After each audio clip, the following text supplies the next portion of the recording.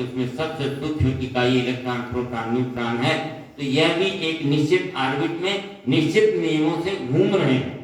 बिना नियम के इस संसार में कुछ भी नहीं चल सकता, तो हमारा जीवन कैसे चल सकता? और इन नियमों को समझाने, सिखाने और हमारे जीवन का अंग बनाने की जो विधा थी वो भारतीय संस्कृति की थी। इसलिए एक प्रेरणा तो भारतीय संस्कृति की आपको लेके जाना है।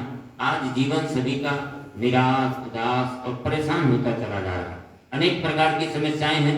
आप जिस स्तर में देखिए, परिवार में देखिए, समाज में देखिए, राष्ट्र में देखिए और अपने व्यक्तिगत जीवन में देखिए, तो हर जगह व्यक्ति को कहीं न कहीं निराशा और दुख का सामना करना पड़ रहा है। तो इन दुखों से निवृत्ति कैसे हो, कैसे हमारा मन शांत हो? बिना शांति के सुख की प्राप्ति संभव नहीं है। बहुत साधन दुनिया में हो जाए पर आपको शांति ना हो तो साधन कुछ अच्छे नहीं लगते। दिमाग सही ना हो तो संसार की सब सुविधाएं सामने रख दी जाए तो भी वो सुविधाएं हमको दुख का साधन दिखती हैं, सुख नहीं मिलता उसमें। आपने अनुभव किया होगा अपने जीवन में। तो सच्चा सुख प्राप्त करने का साधन हमारे मनीषियों ने, हमारे विज्ञानवेत्ताओं ने, धर्मवेत्ताओं ने निकाला था। सबसे पहले क्या करना चाहिए? हमें ईश्वर की उपासना करनी चाहिए।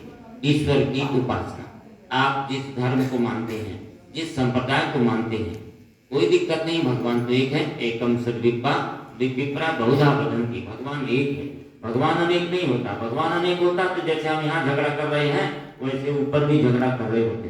तो ऐसा कुछ नहीं। भगवान तो एक नियम है, अनुशासन है।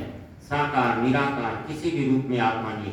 और ये तो निश्चित है कि दुनिया का सबसे बड़ा वैज्ञानिक, जो सबसे बड़ा साइंटिस्ट आइंस्टीन है, उनने भी अनुभव किया कि इस दुनिया में कोई ऐसी सुपर चेतना है जो सबको संचालित करती है, अणु परमाणु तक को संचालित करती है।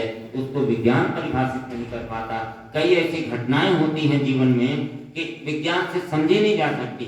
आप देखिए, आपने कुछ दिन पहले सुना होगा कि एक बच्चा गिर गया था बोर में और 7 दिन बाद, 7 महीने का था बच्चा, और 7 दिन बाद उसको 7-8 फुट नीचे बोर में गिरा। पतला सा बोर होता है, उसके अंदर बच्चा नीचे चला गया और वो कितने दिनों बाद जीवित निकाला गया। रोड पे चलते हुए आदमी गिरता है, साधारण चलते हुए गिरता है तो मर जाता है, और 700 फीट नीचे से उसको बचा लिया गया। तो कोई नियम तो जरूर था, कोई अनुशासन तो जरूर था, विज्ञान था कि रोड पे चलता हुआ व्यक्ति गिरता है तो मर जाता है, और 700 फीट नीचे से जीवित उसे बचा लिया गया। 7 दिन तक क्या खाया, क्या किया? तो ये सब चीजें सिद्ध करती हैं कि इस दुनिया में कोई सुपर चेतना है जो हमको मैनेज करती है। ये सब धर्म के लोग अनुभव करते हैं। बाकी क्या है वो तो किसी को समझ नहीं आया। इसलिए गायत्री मंत्र ने जब व्याख्या की तो किसी देवता की नहीं किया। क्या कहा? ओम परमात्मा का नाम है। भू माने प्राण स्वरूप, भुवा माने दुख नाशक है, भगवान का स्वरूप बताए। स्व माने सुख स्वरूप, भगवान सुख देने वाला है। तत् माने वह माने कोई भी हो सकता है, आपके मत के अनुसार कुछ भी मानो। तत् माने वह भगवान, सवितुर जो सारे सृष्टि को पैदा करता है, वरेण्य है, जिसको जानना हमारे जीवन के लिए आवश्यक है। सबसे बड़ी जानकारी, सबसे बड़ी विद्वता, सबसे बड़ा ज्ञान है। उस सुपर चेतना से संबंध जुड़ जाए, उसको जान लीजिए या जानने का प्रयास कीजिए। वरेण्य है वो। भर्गो माने पापनाशक। जब जिसके भी हृदय में उसका उदय होगा वहां पाप नष्ट हो जाएगा। जैसे दीपक जलेगा तो प्रकाश होगा वहां, और प्रकाश होगा तो अंधकार बट नेचुरल है कि वहां से अंधकार चला जाएगा। तो भगवान एक दिव्य प्रकाश है, दिव्य ज्ञान है। जिसके भी हृदय में उत्पन्न होगा वहां पाप नहीं होगा। पाप ही दुख का कारण बनता है। पाप के कारण ही जीवन में कठिनाइयां आती हैं। भर्गो देवस्य है और वो अलौकिक है। आप सोचो कि इन आंखों से भगवान को देखें तो इस आंखों से भगवान को कोई देख नहीं पाया, क्योंकि आंखें तो सांसारिक वस्तुओं को देखने के लिए हैं। भगवान तो दिव्य है। गीता में कहा दिव्यम ददामि ते चक्षु, मैं दिव्य नेत्र देता हूँ। अर्जुन मेरे साथ हो, एक साथ बैठे, लेकिन पता नहीं चला कि भगवान है। अर्जुन को पता नहीं चला कि कृष्ण जी भगवान है। तो उन्होंने कहा अब तुमसे बड़ा काम कराना है हमको, तो मैं तुमको दिव्य नेत्र देता हूँ। उस नेत्र से मुझे देखो कि मैं क्या हूँ। तब समझ में आया तो ये साधारण नेत्रों से भगवान को नहीं देख सकते, दिव्य है, इसीलिए कहा दिव्य देवस्य। फिर धीमहि, ऐसे भगवान के गुणों को हम धारण करते हैं अपने हृदय में।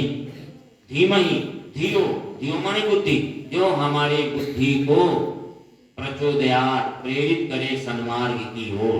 भगवान जब भी आपके हृदय में आएंगे तो आपको सन्मार्ग की ओर ले जाएंगे, श्रेष्ठता की ओर ले जाएंगे, बुराइयों से ऊंचे उठा देंगे। और जिसके जीवन में बुराइयां दूर हो गई वो महामानव बन गए, वो देव मानव बन गए, वो इस धरती पर पूजनीय बन गए। उन्होंने ऐसे काम किए दुनिया के लिए कि वो उनका नाम अमर हो गया। इसलिए ऐसे अमरत्व का जीवन जीना है तो भगवान की उपासना पहले आवश्यक है। और भगवान की उपासना में बहुत सारे मंत्र हैं, सभी संस्कृतियों में, सभी संप्रदायों में, लेकिन दुनिया में कोई ऐसा मंत्र नहीं है जो गायत्री मंत्र के मुकाबले हो। क्यों?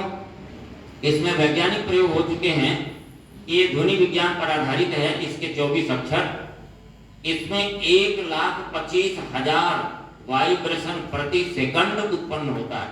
इसके एक बार उच्चारण करने से प्रति सेकंड इतने वाइब्रेशन उत्पन्न होते हैं, ध्वनि कंपन उत्पन्न होते हैं।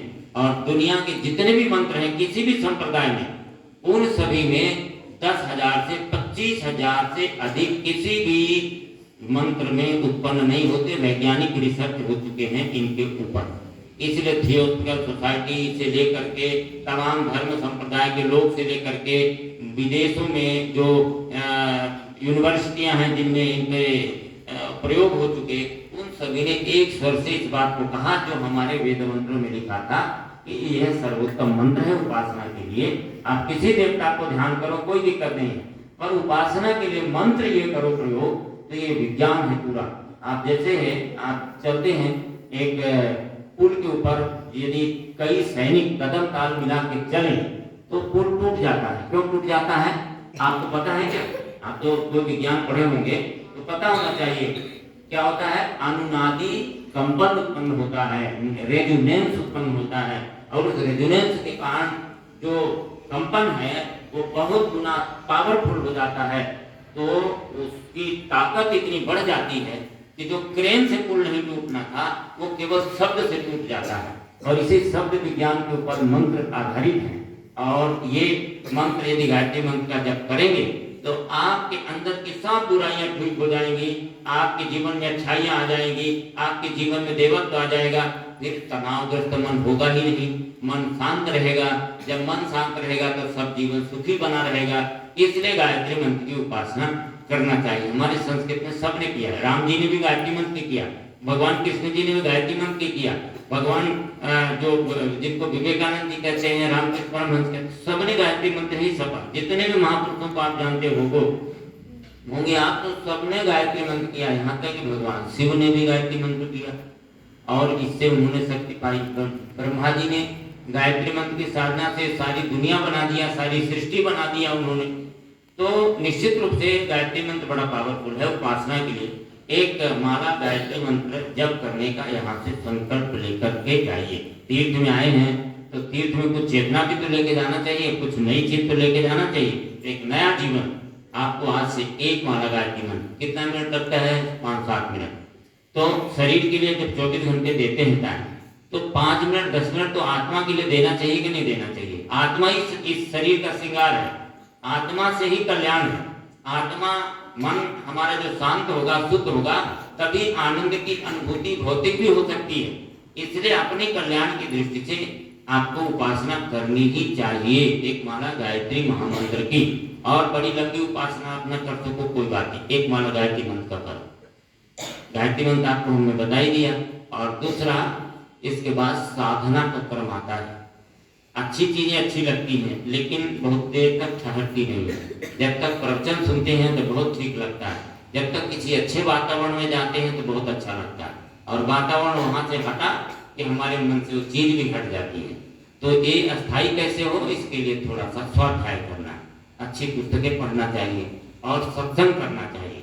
अच्छी बातें यहाँ आपको मिल रही है, आपको कम से कम एक ज्ञान तो हो रहा कि हमारी संस्कृति क्या है, इसका विज्ञान क्या है, करना क्या चाहिए। तो ऐसे जहाँ अवसर मिले इनमें भी आप सोशल मीडिया में भी आप पढ़ते हैं तो गायत्री शक्तिपीठ का आप वो यूट्यूब चैनल में आप देख सकते हैं, शांति कुंज गायत्री तीर्थ का आप देख सकते हैं।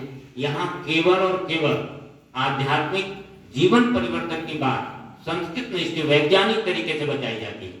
ऐसा नहीं कि केवल धर्म की वो बातें हम बताएं जिसको आप अंधविश्वास मान रहे हैं, ऐसा नहीं, वैज्ञानिक प्रमाणित करते हुए उसको और आप प्रयोग करके देखिए, आपको लगेगा कि जो कहा गया था वो सही है।